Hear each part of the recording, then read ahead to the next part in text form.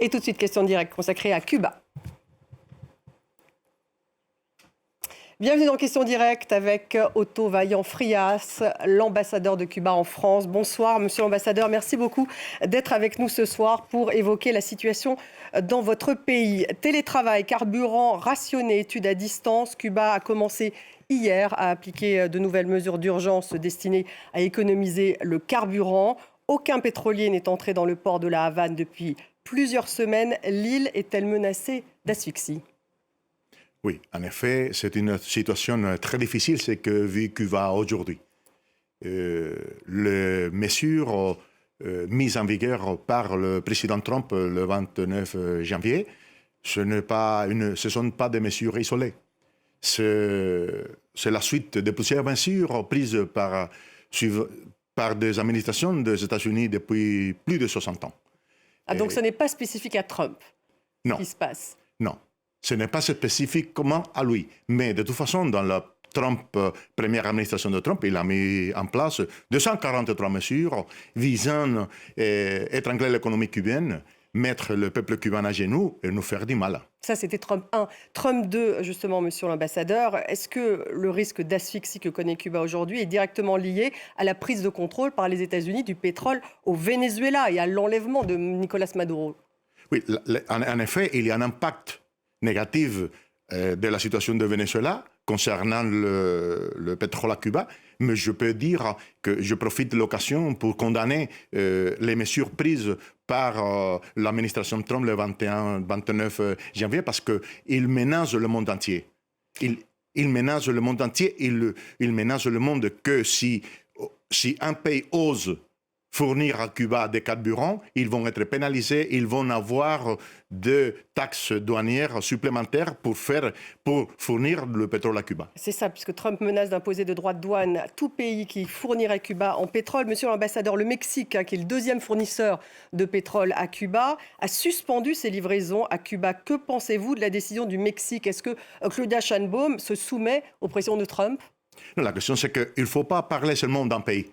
Je peux dire que la meilleure solution, c'est de ne pas menacer les pays, parce que Cuba a le droit d'acheter le pétrole dans n'importe quel pays au monde. Il y en a plusieurs qui peuvent vendre le pétrole à Cuba. Ce n'est pas seulement le Mexique. Il y a pas mal de pays dans le monde qui peuvent vendre le pétrole. Et Cuba ne peut pas le faire. Mais quand elle renonce, justement, Claudia Sheinbaum, quand le Mexique, justement, met sur pause ses livraisons de pétrole à Cuba, qu'en pensez-vous? Elle se soumet parce que là, il prévoit d'envoyer de l'humanitaire à Cuba. Mais en revanche, ils suspendent les exportations de pétrole. La question, c'est qu'il y a des contrats entre Cuba et d'autres entreprises dans le monde entier. Et ce n'est pas seulement au Mexique. Ils font la menace dans le monde entier. Oui, mais alors sans le Venezuela, sans le Mexique, qu'est-ce qui reste véritablement? Il faudra chercher d'autres solutions. Et on est en train de le faire. Mais on ne peut pas en parler parce que normalement, les États-Unis poursuivent tout le monde entier. Et Trump affirme, monsieur l'ambassadeur, que Cuba est prête à s'effondrer. Ça, il l'a dit il y a quelques semaines. C'est le cas. Cuba est prête à s'effondrer. C'est incroyable. Ils ont tout fait pour effondrer Cuba depuis plus de 60 ans.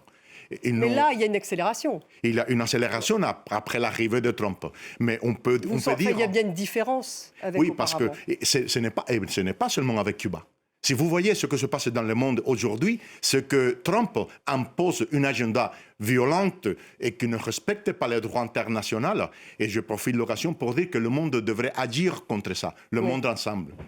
Parce qu'il n'y a pas le monde respect du droit international. L'administration Trump ne respecte pas le droit international, ne respecte pas les droits des Cubains à vivre. Que veut-il faire à Cuba, à votre avis, Donald Trump? Il veut intervenir militairement comme il l'a fait au Venezuela? Je ne sais pas quelle serait la décision de Donald Trump de faire avec Cuba, s'il veut envahir Cuba ou pas. C'est la décision des États-Unis. Vous ne l'excluez pas? Mais je ne sais pas ce qu'ils vont faire. Mais de toute façon, je peux vous dire qu'à Cuba, on vit une situation terrible, une situation qui est très difficile. Ils n'ont pas le droit de faire aux Cubains ce qu'ils font maintenant. Et ils ont pris pas mal de mesures depuis 1959, depuis le blocus de 1962, ils continuent. Mais aujourd'hui, ils font pression dans le monde entier pour effondrer Cuba, pour renverser notre gouvernement. À votre avis, pourquoi? Pour renverser le gouvernement, c'est ça le but ultime de Trump? Oui, il veut renverser le gouvernement, renverser la révolution cubaine, et ils veulent que Cuba se mette à genoux. C'est le cas? Oui, et on ne va pas faire ça. Et le peuple cubain a le droit d'agir comme on veut. On a le droit de le faire. C'est le droit à l'autodétermination. Mais alors comment? Parce que si Cuba est asphyxié économiquement, qu'est-ce qui va lui rester comme arme à Cuba? Nous, on a beaucoup travaillé pendant des années. On a prévu que, et dans un moment donné, on allait avoir de gros problèmes avec l'administration Trump. Ce n'est pas nouveau ce qu'on vit aujourd'hui avec l'administration C'est Trump. pas nouveau, mais est-ce que vous n'êtes pas surpris de l'intensité de l'accélération? Oui, mais si vous voyez ce que se passe dans le monde aujourd'hui après l'arrivée de Trump, il a commencé le Venezuela, il parle de la Groenland, il parle de tout.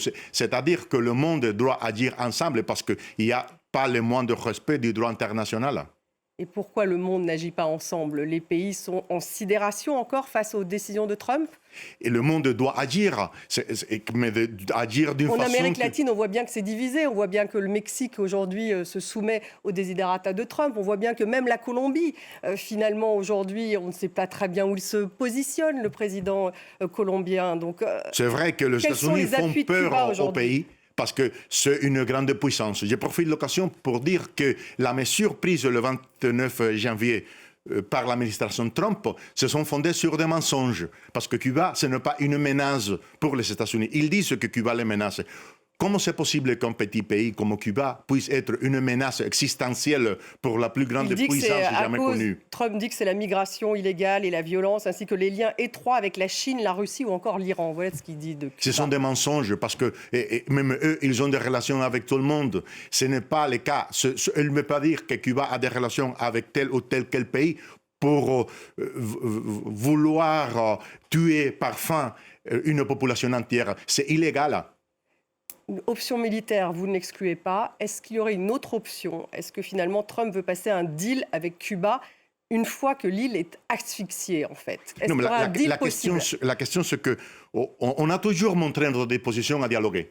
On a toujours montré notre disposition à parler avec eux. Donc le président cubain est prêt à parler avec Trump depuis longtemps, on a déjà fait preuve de ça. On l'a fait avec Obama. Mais aujourd'hui, l'administration Trump, il me semble qu'il ne veut pas parler. Il veut imposer sa volonté. Sur quoi pourrait porter un deal? Parce qu'à un moment donné, si effectivement Cuba est au bord de l'asphyxie, le président va peut-être vouloir discuter avec Trump. Non, la question, c'est qu'il y a plusieurs matières qui sont d'intérêt commun parce que Cuba est au milieu du Golfe du Mexique. Il y a des choses dans lesquelles Cuba a coopéré il y a des années avec l'administration Obama, par exemple, de la question du contrôle des narcotrafics, parce qu'on est au milieu du Golfe du Mexique, la traite de personnes, les questions environnementales. Il y a plusieurs matières dans lesquelles on peut coopérer. Et sur, par exemple, le pétrole, est-ce qu'il voudrait un deal, Trump, avec Cuba, pour que Cuba achète le pétrole américain, par exemple? Est-ce que ça pourrait faire partie d'un deal? Je ne vois pas quel serait son intérêt. Mais de toute façon, d'après ce qu'on voit, l'administration Trump, et pas seulement lui, je parle aussi du secrétaire d'État. Alors justement, Marco Rubio, est-ce qu'il a un problème? Est-ce qu'il veut régler des comptes personnels avec Cuba? Marco Rubio, qui est un exilé il a une obsession malade avec Cuba. Et il veut renverser le gouvernement cubain. Il veut donner des Cuba aux gens qui sont à Miami. Il veut faire des choses avec Cuba, mais sans le consentement du peuple cubain. Et c'est au peuple cubain de décider notre gouvernement, notre société et la façon de nous organiser. Donc vous dites que Rubio, il pourrait déclarer une guerre à Cuba? Non, si on parle de guerre, ils font la guerre n'importe où dans le monde. Ils ont jeté des bombes dans le monde entier. Ils peuvent le faire, bien sûr, ils peuvent le faire. Mais j'espère bien qu'ils ne le fassent pas parce que le peuple cubain ne le mérite pas. Parce que le peuple cubain, c'est un peuple pacifique, un peuple charmant, un peuple qui a beaucoup souffert pendant 6 décennies. Le peuple cubain mérite la paix. Et je profite de l'occasion pour remercier aux Français qui ont été très solidaires avec mon peuple. Alors justement, le tourisme, on voit que évidemment c'est compliqué. Air Canada qui annonce la suspension de ses liaisons et qui va effectuer seulement, je cite, des vols sortant à vide pour aller chercher 3000 clients. Est-ce que vous déconseillez aujourd'hui aux touristes français? Non, pas du tout. De toute façon, Air France continue les vols. En passant, elle est obligée de faire une escale. Ah oui, mais ils font une escale, mais il y a des vols. Il y a des vols, il y a d'autres vols d'autres compagnies dans le monde, et même d'Espagne, qui continuent à faire les vols. C'est normal, mais c'est vrai que dans ce moment, c'est difficile. Non, j'encourage les gens d'y aller, parce que c'est un pays qui est merveilleux. Au milieu des difficultés, il y a un peuple qui est très accueillant, il est très solidaire. Est-ce que vous êtes inquiet aujourd'hui? Pour la situation de Cuba? Oui, pour les Cubains, pour Cuba. Ah oui, bien sûr, on est inquiet parce que la folie de l'administration Trump, qui n'a pas de limites, il n'a pas le moins de respect pour les valeurs que se sont mis, qu'il y a dans le monde, et les droits et les concepts dont le monde s'est mis d'accord après la Deuxième Guerre mondiale. Il ne respectait pas. Ne respectait pas la paix, ne respectait pas les droits. Merci beaucoup d'avoir été avec nous, monsieur l'ambassadeur Otto Vaillant-Frias, ambassadeur du Cuba en France. Merci d'avoir réagi donc à cette situation à Cuba. Merci beaucoup.